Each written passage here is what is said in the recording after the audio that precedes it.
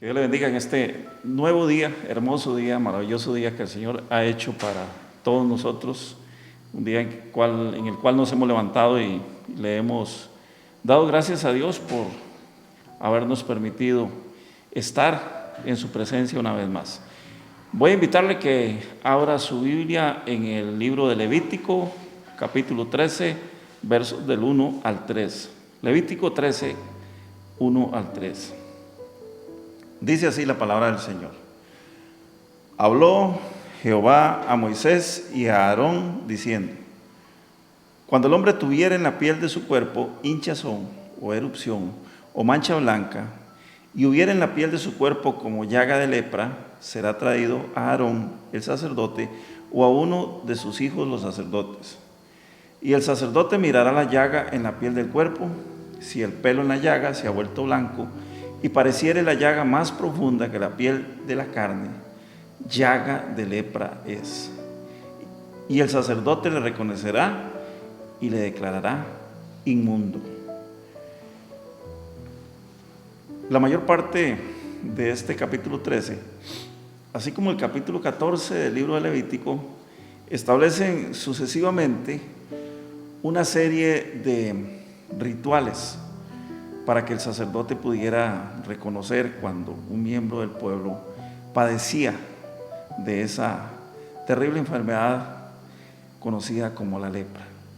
Y también en esas citas encontramos la prescripción acerca de la forma en que se le aislaba al posible infectado para luego esperar resultados positivos, es decir, para esperar que ocurriera su sanidad. Posteriormente se establece también el ritual de la purificación para la persona que ha sido sanada de la lepra, pues dicha enfermedad era considerada un castigo o una maldición de parte de Dios. Normalmente las personas que habían tenido lepra, luego de que habían pasado su aislamiento, luego de que habían pasado su periodo de cuidados, regresaban donde el sacerdote y tenían que ofrecer sacrificios. Todos sabemos que el tiempo de la ley se basaba en sacrificios de animales para expiar los pecados, o sea, para pagar los pecados. Pero hay algo que me llama fuertemente la atención, y es lo que contemplan los versos 45 y 46 del capítulo 13, que dice así: y el leproso en quien hubiere llaga llevará vestidos rasgados y su cabeza descubierta, y embozado pregonará: inmundo, inmundo. Todo el tiempo que la llaga estuviera en él será inmundo, estará impuro y habitará solo. Fuera del campamento será su morada. Dos cosas importantes. Uno, al declarársele inmundo, él tenía que ir por la calle diciendo que era una persona inmunda, para que todos los que se toparan o los que le vieren reconocieran que estaban ante una persona inmunda. Y además de eso, no podía habitar dentro del pueblo, no podía habitar dentro de ninguna de las casas que estaban dentro de la ciudad, sino que tenía que irse fuera de la ciudad a vivir. Muchas veces en cuevas, muchas veces en lugares aislados, en condiciones higiénicas deplorables. Habían ciertos lugares conocidos como los valles de los leprosos, que era donde vivía la gente que estaba contagiada de la lepra. Sin abordar temas que no son mi especialidad, quiero reseñar y hablar de la lepra o enfermedad de Hansen, que es una enfermedad infecciosa crónica producida por un bacilo que se conoce como Mycobacterium leprae. O sea, esto es una bacteria que tiene forma cilíndrica, por supuesto que es microscópica. Afecta principalmente los nervios periféricos, es decir, los ganglios y la piel, pero también afecta a otros sitios, tales como las mucosas, la parte de nuestro cuerpo que produce mucosidad, los ojos, los huesos y los órganos sexuales. ¿Cómo se transmite la lepra? Principalmente se transmite cuando hay un contacto estrecho y prolongado con pacientes no tratados, precisamente por su misma forma en que se manifiesta a través de bacilos, es decir, a través de bacterias. Con respecto a las leyes que Dios dictó a su pueblo para tratar la lepra, podemos decir que cuando estas leyes se promulgaron en el Antiguo Testamento, el pueblo de Israel no contaba con médicos, no contaba con doctores que pudieran dar un diagnóstico, ni tampoco se conocía la existencia de bacterias.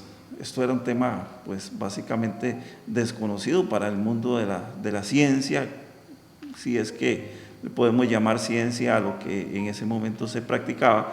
Y es por esa razón que la ley de Moisés encomienda su diagnóstico no a un médico, no a un especialista, sino a un sacerdote.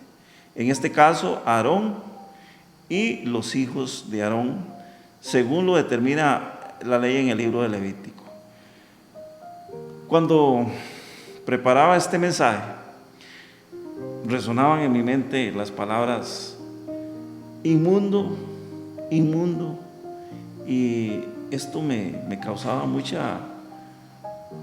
una sensación extraña, porque de alguna manera este sentimiento que me produce el escuchar estas palabras lo asociaba con los tiempos que estábamos viviendo y lo asociaba precisamente con lo que el Señor Jesucristo vino a regalarnos, que es la gracia.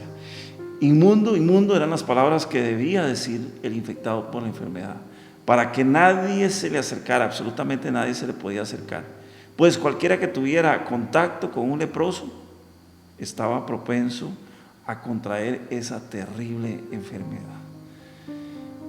Probablemente el pueblo de Israel tuvo que vivir con esa ley en donde a la gente se le trataba de esa manera, aproximadamente unos 1200 años desde la salida de Egipto hasta el tiempo de Jesús, y se tuvo que escuchar hasta la saciedad. Quién sabe cuántas veces los habitantes del pueblo tuvieron que escuchar hasta la saciedad cada vez que una persona infectada de lepra venía por la calle, los gritos del leproso diciendo: inmundo, soy inmundo, soy inmundo, estoy inmundo, soy un inmundo. Esto, pues, en estos tiempos ni siquiera nos lo imaginaríamos cómo podría ser. Imagínese usted ir por alguna de las calles de su ciudad y de pronto a los 100 metros viene alguien a viva voz diciendo que es un inmundo. Los registros históricos relatan que a los leprosos se les colgaba una campana del cuello para que a la hora de caminar esa campana sonara, ¿verdad? Así como esas campanas que vemos que le cuelgan en el cuello a las vacas. Era algo ruidoso, algo escandaloso, porque probablemente llegaba un momento en el cual ya el leproso no podía hablar, ya no podía articular ningún tipo de palabra, su voz no le salía, y entonces tenía que tener algo que avisar. Entonces la campana, la famosa campana o el cencerro colgado de su cuello, era la señal inequívoca de que esa persona era leproso y por tanto había sido considerado inmundo. La gente, al escuchar la campana, podía advertir la proximidad con ese sujeto, con ese leproso. Era lógico pensar que este estigma social hacía que se considerara normal la aversión que se sentía ante la presencia de un contagiado de lepra. Ya de por sí la ley de Moisés era bastante severa en cuanto a las diferentes cosas, en cuanto al tratamiento no solo de las enfermedades, sino también de los pecados. La mayoría de las enfermedades eran consideradas consecuencia directa del pecado, y esto hacía que cuando una persona se enfermaba se le consideraba, pues, inmundo, en el sentido de que su carne, sus miembros, sus músculos estaban contagiados, pero no solamente eso, sino también su alma. Entonces, una persona inmunda tenía esa doble condición, tenía la condición de que su cuerpo estaba contagiado con una enfermedad infectocontagiosa, y además de eso, su alma estaba contagiada por el pecado. Por eso era tan importante que la gente supiera. ¿Por qué? Porque dentro del contexto de la ley, las personas pecadoras eran mal vistas, eran aisladas, eran totalmente repudiadas y desplazadas dentro del contexto social que ellos vivían. Pero dichosamente no todo es para siempre. Pasó ese periodo de los aproximadamente 200 años. Una vez que ese periodo pasa, la sociedad judía está a punto de sufrir un cambio radical en la práctica de su religión. Recordemos que la religión judía o la religión hebrea era muy ritualista. Todos los rituales que encontramos en la ley de Moisés pues establecían un tratamiento muy severo para muchas cosas, incluso para la forma en que se podía o se debía adorar a Dios. Pero les digo, pasados 1200 años, la sociedad judía ya está a punto de cambiar o de sufrir un cambio radical en la práctica, en sus prácticas religiosas. Pues según los historiadores, más o menos entre el año 4 y el año 6 antes de Cristo, nace un personaje que todos conocemos como el Salvador del mundo, es decir, Jesús de Nazaret.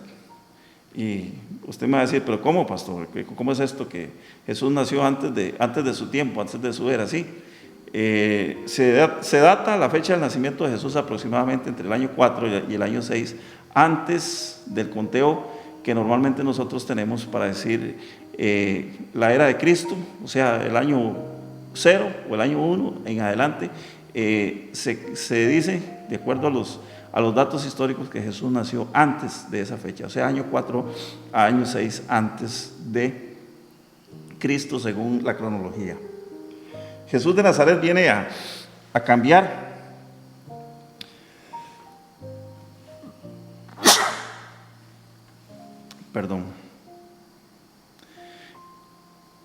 viene a cambiar no solamente la forma de interpretar la palabra de Dios, sino que también la forma de practicarla.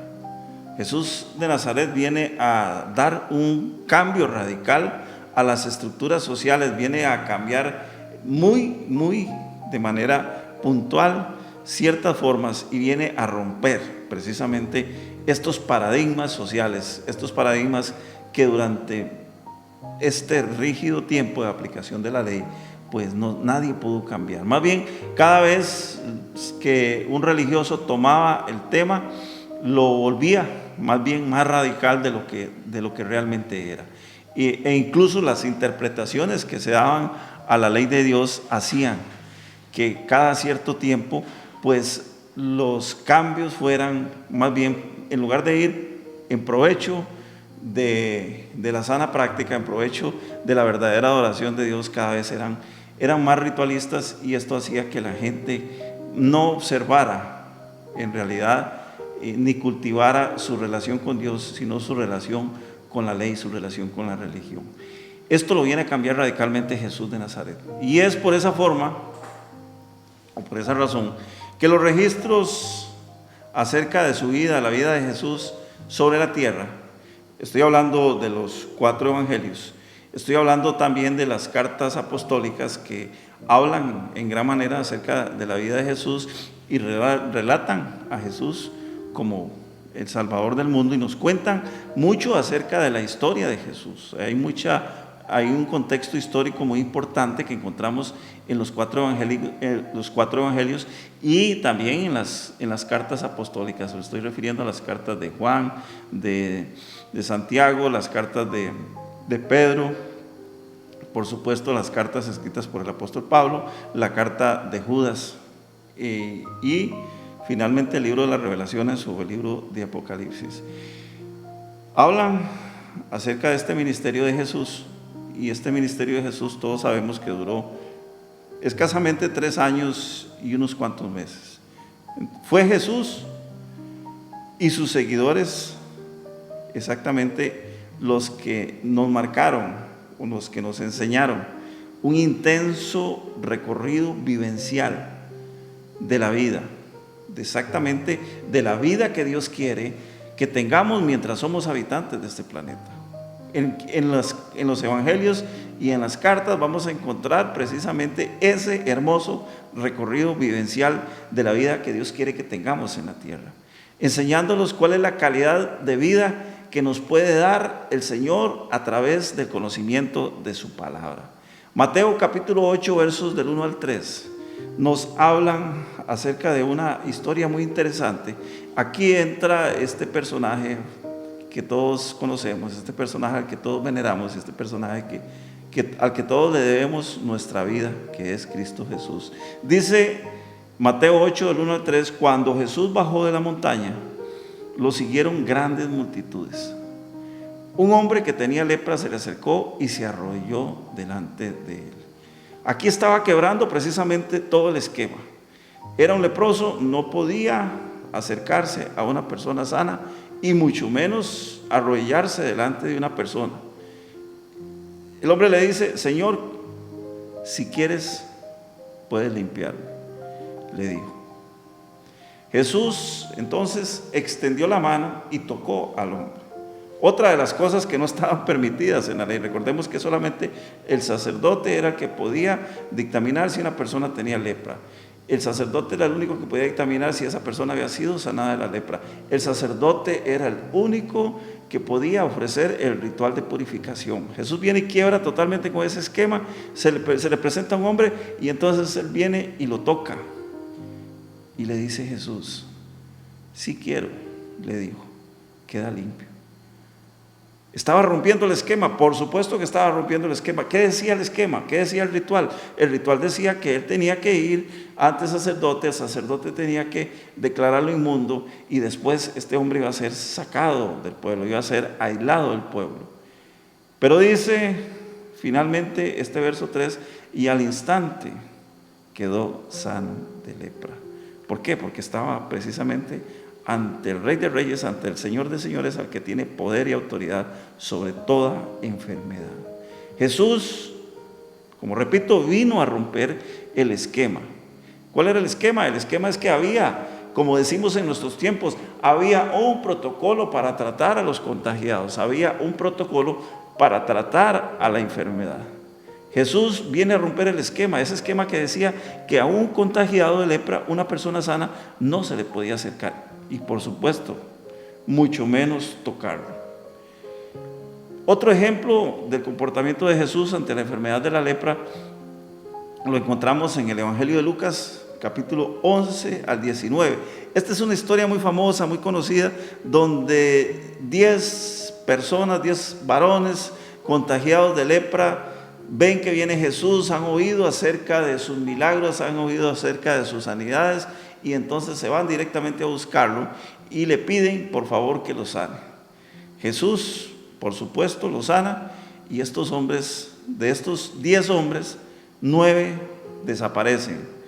Por arte de magia se van, no quieren saber nada ni con Dios, ni con Jesús, ni con nadie, y ya fueron sanos y entonces volvieron otra vez a sus quehaceres habituales. Pero hubo uno, y curiosamente la Biblia nos enseña que este hombre era samaritano, es decir, no era pueblo, no era un hombre del pueblo de Dios. Se devuelve a darle gracias a Jesús. Y bueno, ahí detrás de eso toda la historia que ustedes conocen. Pero una vez más encontramos cómo Jesús rompe el esquema o rompe el protocolo, todo el protocolo de seguridad, como le llamamos en este tiempo, el protocolo para el tratamiento, no de la lepra, sino del COVID, que muy comúnmente vemos y nos aplicamos todos los días en los diferentes lugares donde vamos.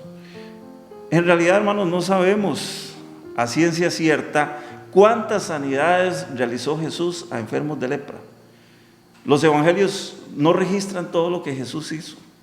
Si leemos el Evangelio de San Juan, nos vamos a encontrar al final que dice que no hay libros suficientes no habían en su tiempo cuando Juan escribe el Evangelio, suficientes para poder establecer las crónicas de todo lo que Jesús hizo durante su estancia, su recorrido en la tierra, ejerciendo su ministerio. Pero bueno, lo cierto del caso es que su mensaje, y esto es muy importante, porque esto tiene mucho que ver también con los que estamos al frente de las congregaciones, con los que tenemos algún puesto de liderazgo, con los que estamos habituados, acostumbrados, o tenemos más bien la obligación de predicar la palabra, el mensaje de Jesús. Y esto es muy importante porque nosotros hablamos acerca del mensaje de Jesús. Cuando leemos los evangelios nos vamos a encontrar, lo que les digo, no se registra exactamente cuántas sanidades hizo Jesús, pero lo cierto del caso es que su mensaje siempre fue acorde con sus hechos. Él nos enseñó algo muy importante, uno de los grandes mandamientos. Él nos enseñó a amar al prójimo, y lo hizo a través de una vida de sacrificio y una vida de entrega por los demás, nunca apartando a las personas, nunca desechando a las personas, nunca tratando mal a las personas. Él estuvo ahí para tratar con los enfermos. Y este tema, hermanos, en este día lo he abordado porque me parece oportuno, muy oportuno, que todos reflexionemos acerca de nuestro comportamiento. Tema actual, acerca de nuestro comportamiento con la famosa enfermedad del COVID. No estamos en los tiempos de la lepra, pero estamos en los tiempos del COVID. Todos sabemos, ya lo sabemos muy bien, acerca de lo que se ha dicho con respecto a esta famosa enfermedad. E incluso la forma en cómo se nos ha pretendido aislar a nosotros, los que estamos sanos, como se nos ha pretendido aislar de las personas enfermas. Y cómo, de manera bastante cruel, los contagiados han tenido muchas veces que morir solos, en total soledad. No sé si los contagiados han muerto por la enfermedad en sí o por la depresión de estar aislados solos en una cama de hospital, donde cuando por lo general las personas que estamos enfermas lo que más necesitamos es el apoyo de nuestros allegados, de nuestros familiares, de nuestros amigos, parientes cercanos, y lo que menos han tenido es esto. Mucha gente se le dictamina, se le detecta el COVID, se le mete al hospital, se le aísla en una cama y de ahí directamente para una bolsa plástica dentro de un ataúd, y ni siquiera los parientes pueden despedirse de él. Esta es una forma bastante cruel. ¿Por qué? Porque va muy en contra de lo que Jesús dijo. Ahora, si ustedes me dicen, bueno, el contagio, sí, puede ser que haya contagio, la posibilidad de que alguien contraiga la enfermedad, bueno, también se ha demostrado que no todos se infectan. En una casa uno sale infectado de COVID y resulta que todos los demás están sanos y no les pasa absolutamente nada, pero sí nos están aplicando de manera diferida, digamos, en una forma muy diferente, pero nos están aplicando el aislamiento que se hacía en los tiempos de la ley de Moisés.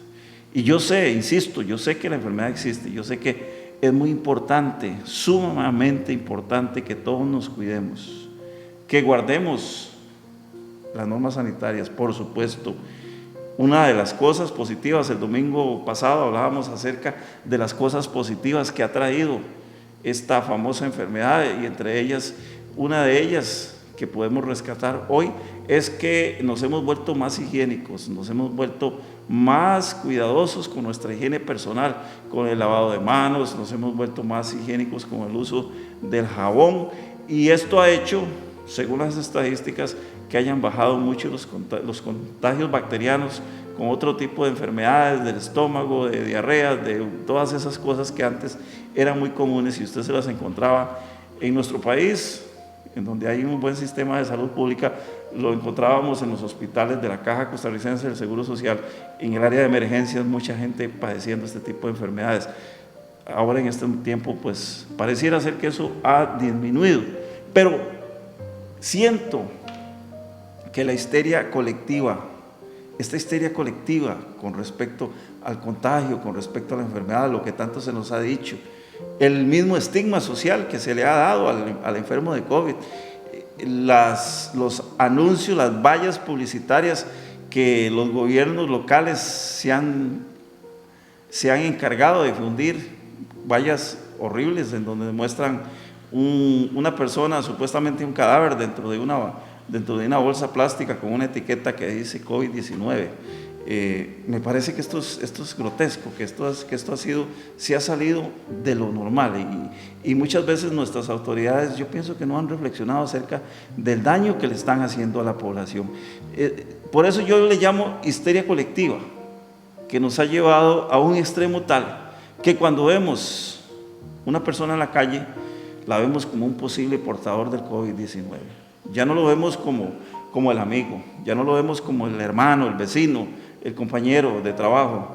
Siempre que vamos a un lugar o siempre que andamos, incluso cuando andamos por la calle, lo vemos como posibles portadores del COVID-19. Hace unos días veníamos por una calle y a mí se me olvidó usar la mascarilla y no la traía puesta y nos topamos una señora iba supuestamente con su esposo y sus hijos, bueno, una familia, cuando los vi que se cambiaron de acera.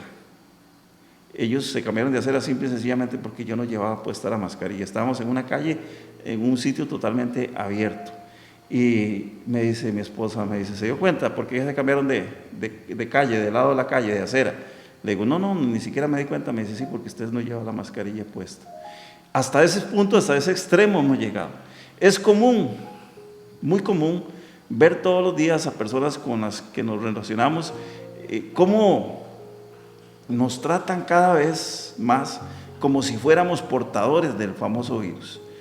Esta semana, esto es una evidencia personal que quiero contarles, esta semana viajé a la capital, o sea, San José de Costa Rica, y pude observar cómo la gente que trabaja en los servicios públicos, también los rescato, no todos, algunos no todos, pero básicamente uno de los lugares donde visité, cómo tratan a los usuarios como si fueran un contagiado más.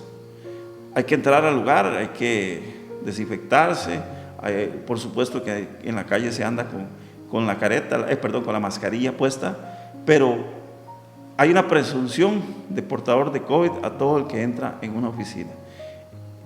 Nuestro país, para contarles, los que no son de Costa Rica y me están escuchando, nuestro país se ha caracterizado siempre por dar un buen servicio al cliente. En eso nos hemos caracterizado y en todas las áreas, sean públicas o sean privadas, y eso nos enorgullecía. Cuando viajábamos a países, sobre todo los países vecinos aquí alrededor, y con esto no quiero tampoco que me tachen de ninguna manera, porque es una realidad. O sea, los países vecinos tienen un mal servicio al cliente. Digo tienen porque hace meses que no salgo del país, hace ya un año que no salgo, pero nuestros países vecinos tienen ese problema, pésimo servicio al cliente, trato indiferente a las personas con las cuales se relacionan, apatía, incluso muchas veces hasta menosprecio. Uno entra a un lugar, a un establecimiento comercial y los empleados lo ven como si fuera un enemigo. No me imagino cómo serán estos tiempos en donde uno entra con mascarilla y se dan cuenta que es extranjero. Y extranjero no que viene de Europa, ni que viene de Norteamérica o de Sudamérica, no, extranjero del país vecino, el país que está a la par. Se supone que somos hermanos centroamericanos. La Biblia dice en Mateo capítulo 24, verso 12, que este enfriamiento en los seres humanos sería una señal de los tiempos finales. Y bueno, esto lo hemos venido experimentando desde hace ya ratito, pero curiosamente con este asunto de la enfermedad ya llegó a nuestro país. Hay un enfriamiento de las personas. Dice el verso 12 de Mateo, como lo reseñaba anteriormente, Mateo 24 habla de las señales para el final de los tiempos. En el verso 12 dice, y por haberse multiplicado la maldad, el amor de muchos se enfriará. Cuando analizo este comportamiento frío, apático de nuestros compatriotas, y repito, digo compatriotas porque aún no he salido del país desde que empezó el asunto del COVID, me pregunto, al ver esta apatía, al ver esta indiferencia, al ver este menosprecio por los demás seres humanos, al ver la forma en que nos tratamos unos a otros como si fuéramos enfermos, contagiados. Por eso les decía hace un rato al inicio que cuando yo leía el pasaje y estaba estudiando el tema para escribir este mensaje, me resonaban en los oídos esa frase que tenía que repetir el contagiado que iba por la calle: inmundo, inmundo, soy inmundo, estoy inmundo. O sea, diciendo, ya no valgo nada, soy una escoria de la sociedad. Hasta el extremo que después, cuando sabemos que la gente de lepra pues llegaba a perder incluso su dicción, llegaba un momento en que ya les colgaban como un animal, les colgaban una campanilla de su cuello para que al no poder hablar fueran sonando, y entonces esto los convertía en personas que nadie se les podía acercar. Me pregunto, ¿qué ha pasado en nuestro país? ¿Qué ha pasado? Porque es cierto que se nos ha venido mucha información, mucha desinformación, muchas cosas de fuera, pero ¿qué ha pasado con los seres humanos? ¿Por qué dejamos de ser seres humanos? ¿Por qué dejamos de sentir compasión, de sentir amor por los demás? ¿Qué ha pasado? Y me pregunto también, ¿dónde están los cristianos? ¿Dónde están los cristianos que trabajan en esos diferentes lugares? ¿Será que ya no son cristianos? ¿Será que ya se desconvirtieron, si es que cabe la palabra desconvertirse? ¿O que los han dejado de contratar en las empresas públicas y privadas de nuestro país? Yo siento que no es posible que a todos se nos vea con la misma lupa, que a todos se nos esté mirando bajo el mismo microscopio. No es posible esto. Siento que no debería ser, por el simple hecho de que hemos sido vestidos de la misma manera. O sea, todos fuimos vestidos de la misma forma. Ahora todos usamos el famoso tapabocas o la mascarilla, como le llaman en algunos lugares, por el simple hecho de haber sido obligados a usar esto para poder andar en la calle. Ya ahora a todos se nos ve bajo el mismo microscopio, bajo la misma lupa. Ya todos se nos ve como contagiados. Y estoy de acuerdo, repito, no es que estoy diciendo que dejemos las normas de higiene. Esto es maravilloso, ha funcionado y se ve que ha dado resultados. Estoy de acuerdo en que mantengamos el cuidado, que mantengamos el higiene, pero también me parece oportuno que el trato debe ser diferente. ¿Por qué? Porque yo tengo derecho a que se me trate como una persona sana. No existe ninguna norma que diga que yo tengo que ser considerado un contagiado del COVID donde quiera que vaya, por el simple hecho de que uso mi mascarilla. Desde el punto de vista cristiano es inconcebible la deshumanización que estamos sufriendo en este tiempo. Y eso no fue lo que Cristo nos enseñó. Por eso pregunto, ¿dónde están los cristianos que trabajan en esas empresas públicas y privadas? Recordemos el gran amor de Jesucristo por los humanos. Desde el punto de vista legal tampoco es entendible que nos estemos tratando como si fuéramos todos portadores del virus. Yo siento que ya los cristianos tenemos que comenzar a cambiar eso. Tenemos que comenzar a romper ese paradigma, que tenemos que romper con ese estigma social que se nos ha puesto en el momento que se nos obligó a usar la famosa mascarilla, por el simple hecho de andar una mascarilla puesta. O sea, desde el punto de vista legal tampoco es entendible que nos estemos tratando como si fuéramos portadores del virus. Hay algo muy importante, y es que legalmente existe lo que se conoce como la presunción de inocencia, y sucede que la Declaración Universal de Derechos Humanos, de la cual nuestro país, Costa Rica, es suscriptor, fue proclamada por la Asamblea General de las Naciones Unidas en París el día 10 de diciembre del año 1948. Ya es de vieja data, ya hace bastante tiempo que está en funcionamiento. Esta Declaración Universal de Derechos Humanos dice en el artículo 11, dice: toda persona acusada de delito tiene derecho a que se presuma su inocencia mientras no se pruebe su culpabilidad, conforme a la ley y en juicio público en las que se le hayan asegurado todas las garantías necesarias para su defensa. Presunción de inocencia. Esto lo dice la Convención de Derechos Humanos, la Declaración Universal de Derechos Humanos, nada más y nada menos. Eso significa que aun cuando existan muchas probabilidades de que alguien haya cometido un delito, esa culpabilidad debe ser demostrada ante un tribunal de la República.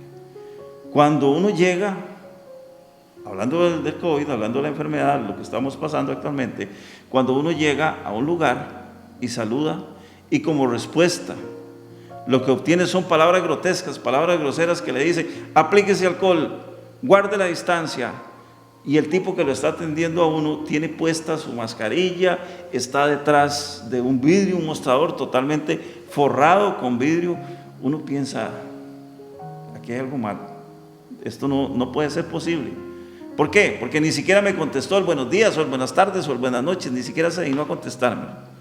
¿Será que el uso de la mascarilla es lo mismo que andar en la calle pregonando: soy inmundo, soy inmundo? O en el peor de los casos, andar con el cencerro o la campanita esa guindando del cuello, que hace que la gente se aparte, porque eso indica que está uno contagiado, como los leprosos en la Biblia. ¿Será que está pasando eso? Como pastor, hermanos, por supuesto que creo firmemente en la sanidad divina. Dice Isaías capítulo 53 versos 4 al 5, ciertamente está refiriéndose a Jesús de Nazaret: ciertamente Él llevó nuestras enfermedades y sufrió nuestros dolores, y nosotros le tuvimos por azotado, por herido de Dios y abatido. Dice el verso 5, mas Él, o sea Jesús, herido fue por nuestras rebeliones, molido por nuestros pecados. El castigo de nuestra paz fue sobre Él, y por su llaga fuimos todos nosotros curados. No me imagino qué sucedería si el día de mañana alguien viene y nos busca como pastores y nos dice: pastor, yo creo en la sanidad divina, tengo a un pariente en cama, tengo un pariente hospitalizado, está con COVID, él está pidiendo que usted vaya para orar por él. No me imagino ni siquiera la tramitología que tendría que pasar para que me permitan entrar, y tampoco me permitirían entrar. No me permitirían entrar a esa cama de hospital a orar por esa persona. Yo sé que el COVID puede contagiar a las personas y producir muertes, pero también sé, lo tengo muy claro, y para mí esto es fundamental: Dios es amor, y no podemos andar en la calle tratándonos como si fuéramos enfermos terminales, o se nos presuma enfermos por el simple hecho de que se nos obligue a usar una mascarilla. Debemos apelar, hermanos, a las enseñanzas de Jesús y sacar a relucir lo que somos. ¿Qué somos? Somos hijos de Dios. No nos olvidemos que Cristo vino a la tierra por el gran amor que tuvo por nosotros, hasta el punto de que fuimos reconciliados con el Padre. Antes éramos separados, antes no teníamos ninguna esperanza. Ahora, a través de Jesucristo, somos hijos de Dios inmerecidamente, hijos de Dios redimidos por la gracia. Y quiero pedirle a usted que me escucha, quiero pedirle a usted que en esta mañana ha sacado su ratito para ver este video. Hagamos la diferencia, hermanos cristianos, hagamos la diferencia nosotros los cristianos. No nos tratemos como si fuéramos todos infectados, ni entre nosotros ni con la gente de la calle. Recordemos que la palabra dice que tenemos que amar a nuestro prójimo, no está diciendo a nuestros hermanos en la fe, no está diciendo a los cristianos, dice a nuestro prójimo, y prójimo es todo aquel que anda en la calle. A nuestro prójimo tenemos que amarlo como a nosotros mismos. Y mucho cuidado, porque tampoco con esto estoy diciendo que nos andemos abrazando, que nos andemos besando, que nos andemos descuidando, no, porque también hay que guardar las normas de cuidado. Pero sí, hermanos, veamos que detrás de una mascarilla, que detrás de un tapabocas, hay una creación de Dios, hay un ser que creó Dios, sea cristiano o no sea cristiano, alguien que merece respeto y que está deseando que usted lo trate como a usted le gustaría ser tratado. ¿Cómo le gustaría a usted que lo tratara? Piense en eso la próxima vez que se tope a alguien en la calle, y comencemos a hacer la diferencia, porque recuerde esto: Dios es amor, y de tal manera amó Dios al mundo que envió a su Hijo unigénito, para que todo aquel que en Él crea no se pierda, mas tenga vida eterna. En esta mañana, por el poder y la autoridad que nos confiere la palabra de Dios, vamos a creer en ese Dios protector, en ese Dios milagroso, en ese Cristo que llevó nuestras dolencias, nuestras enfermedades, que tuvo el castigo sobre su cuerpo, que por su llaga hemos sido curados. En el nombre de Jesús, yo le bendigo y le doy gracias a Dios por este momento y le deseo lo mejor de lo mejor en esta semana laboral que estamos iniciando. Muchas bendiciones.